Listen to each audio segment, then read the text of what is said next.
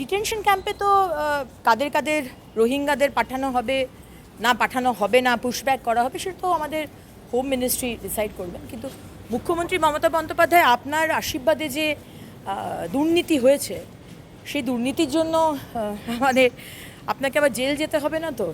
আপনি ডিটেনশন ক্যাম্পে কেন যাবেন? আপনাকে হয়তো জেল যেতে হবে। আপনি মানুষের সাথে যে প্রতারণা করেছেন, যে দুর্নীতি করেছেন আমাদের সাধারণ মানুষের ট্যাক্সের টাকা দিয়ে, আপনাকে কেন ডিটেনশন ক্যাম্পে যেতে হবে? আপনাকে অন্য জায়গায় যেতে হবে। ভোট যত এগিয়ে আসছে তত কেন বাঙালি অবাঙালি ইস্যুতে এত মমতা ব্যানার্জি? কারণ আর তো কোনো ইস্যু নেই, ডেভেলপমেন্টের ইস্যু নেই। বলতে পারছেন না আমি এতগুলো ব্রিজ বানিয়েছি, এতগুলো ইউনিভার্সিটি, এতগুলো হাসপাতাল, এতগুলো স্কুল, রাস্তাঘাট, এটা তো বলতে পারছেন না। তাই ওনাকে এবার মুসলমানের ব্যাপারটা এবার হয়ে গেছে, এবার বাঙালি সেন্টিমেন্টে এবার ঢুকতে হবে। বাঙালি অবাঙালি, বাঙালিদের এ করা হচ্ছে, সম্পূর্ণ মিথ্যে কথা। আজকে বাড়ির ছেলে মেয়েদের তো অন্য জায়গায় যাওয়ার দরকার ছিল না, অন্য রাজ্যে। আপনি বলেছিলেন ডবল চাকরি, আপনি দেননি। আজকে ছেলেমেয়েরা অন্য রাজ্যে যেতে হচ্ছে, এবং যাদেরকে ধরা হচ্ছে তারা হচ্ছে অনুপ্রবেশকারী, তারা হচ্ছে বাংলাদেশি।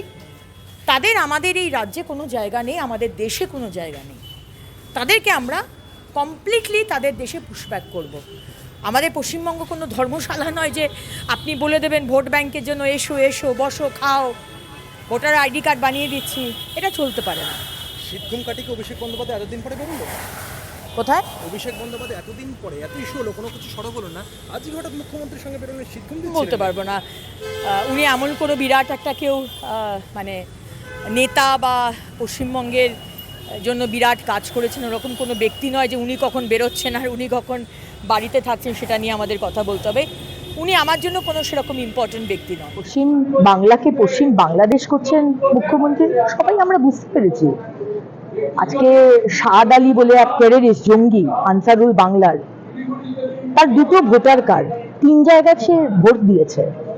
আজকে মালদার জনপ্রতিনিধি পঞ্চায়েত প্রধান লাভলি খাতুন, কিন্তু বাংলাদেশের মানুষ, সে পেপার বানিয়ে আজকে এখানে জনপ্রতিনিধি পঞ্চায়েত প্রধান হয়ে যাচ্ছে। আজকে আমাদের বনগাঁতে যাকে দাঁড় করানো হয়েছিল আমাদের বিজেপির এর এগেনস্টে, নামটা ভুলে যাচ্ছি, সে বাংলাদেশের লোক। তো বারে আমরা দেখতে পাচ্ছি আলো রানী সরকার।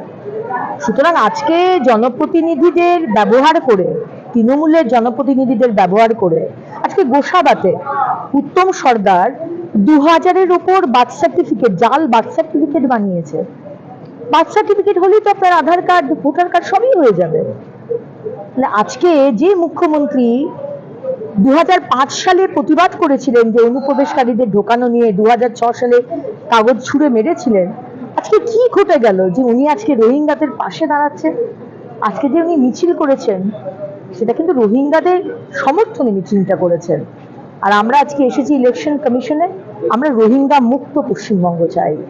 আমার মুসলমান ভাইরা থাকুক, আমার খ্রিস্টান ভাইরা থাকুক, জৈন শিখ সবাই থাকুক, কিন্তু অন্য দেশের রোহিঙ্গা বাংলাদেশি তাদেরকে আমরা এখানে ঢুকতে দেব না। আমার যে পাওয়ার অধিকার, সেই অধিকার তারা পাবে না। 10 নম্বর এক্সট্রা দেওয়ার যে বিষয় রয়েছে এবং বয়সের যে ছাড়, সেটা হয়তো আদালত মেনে নিয়েছে, হাইকোর্ট মেনে নিয়েছে, এরপরেও তো সুপ্রিম কোর্ট রয়েছে। আমরা চাই যোগ্যরা চাকরি পাক, এবং আমরা বারবার দেখছি যে রাজ্য সরকার, মমতা ব্যানার্জির সরকার অযোগ্যদের পাশে দাঁড়িয়ে যারা দাগি, যারা ঘুষখোর, যারা টেন্টেড, তাদেরকে বাঁচানোর চেষ্টা করছেন। কোনোভাবেই এই দাগিরা যেন পরীক্ষায় না বসতে পারে। কারণ পরীক্ষায় তারা বসলে তারাও কিন্তু ওই এক্সট্রা 10 নম্বর বয়সের ছাড় তারাও পাবে। একজন যে চুরি করেছে, যে খুন করেছে, যে ডাকাতি করেছে, সে যদি সাব্যস্ত হয় যে সে চোর, তাহলে কি তাকে সুযোগ দেওয়া হবে? কখনোই হবে না। তুমি চুরি করেছো, তুমি চোর, তোমার জন্য আজকে লক্ষ ছেলে মেয়েদের চাকরি গেছে। তারা কোনোভাবেই যেন এই আবার করে যে মানে অপরচুনিটি সেটা যেন না পায়, যেটা মমতা ব্যানার্জি বারবার দেবার চেষ্টা করছে। সেই জায়গায় থামকি হয়ে গেল। কত প্রতিশ্রুতি ছিল কেন্দ্র সরকারের, কত হিসেবে 11 বছরে 22 কোটি। আমার তো মনে হয় 22 কোটির বেশি চাকরি হয়েছে। কারণ আপনি যদি, এখানে তো সরকারি চাকরির কথা বলা হয়নি, এখানে কর্মসংস্থানের কথা বলা হয়েছে। আজকে যে ধরনের কাজ এই মাননীয় প্রধানমন্ত্রী করেছেন, কেন্দ্র সরকার করেছেন, আজকে রাস্তা বলুন, আজকে রেল বলুন, এই যে কাজগুলো হচ্ছে সেটা কোনো না কোনো মানুষ করছে।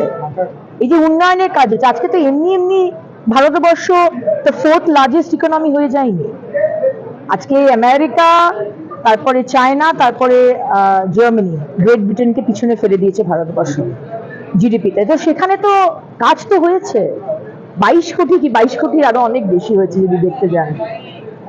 এখানে কর্মসংস্থানের কথা বলা হয়েছে, এখানে কিন্তু সরকারি চাকরির কথা বলা হয়। সুতরাং সেই যা প্রতিশ্রুতি প্রধানমন্ত্রী দিয়েছিলেন সেই প্রতিশ্রুতি আরো বেশি উনি দিয়েছেন দেখতে গেলে। মমতা ব্যানার্জি প্রতিবার বলেন বর্ষাকালে ডিভিসির যে সিস্টেম, যে রেগুলেটরি বোর্ড আছে, ওয়াটার রেগুলেটরি বোর্ড, সেই বোর্ডের মধ্যে ডিভিসির চেয়ারম্যান, যে কমিশন, সেন্ট্রাল কমিশনের যে চেয়ারম্যান তিনি আছেন, ঝাড়খণ্ড থেকে একজন আছেন এবং পশ্চিমবঙ্গের জল দপ্তর থেকে একজন আধিকারিক আছেন। যে কোনো জল, যে কোনো সময় জল ছাড়ার আগে সেটাতে একটা মিটিং হয়, সেখানে ডিএম উপস্থিত থাকে, তাদের একটা হোয়াটসঅ্যাপ গ্রুপ আছে, সেই গ্রুপে তাদেরকে জানানো হয়, একটা বৈঠক হয়, মিটিং হয়ে তারপর সেই ডিসিশন হয় এখানে। এবং ক্যামেরা লাগানো আছে, সেই ক্যামেরা জল দপ্তর, সেচ দপ্তরও সেই ক্যামেরা আছে, যে কত জল উঠছে, জল ছাড়তে হবে, সেই ক্যামেরার কানেকশন ওইখানে লাগানো আছে। সুতরাং যে কথাগুলো মুখ্যমন্ত্রী বলছেন, এত মিথ্যে কথা বলেন, এত মানুষকে বিভ্রান্ত করেন, মানে ডিভিসির কোনো অধিকারই নেই যে রাজ্য সরকারকে না জানিয়ে জলটা ছাড়া, এবং সেটাই তারা করে, না জানিয়ে জল ছাড়া হয় না। কিন্তু প্রতিবার উনি মিথ্যে কথাগুলো বলেন।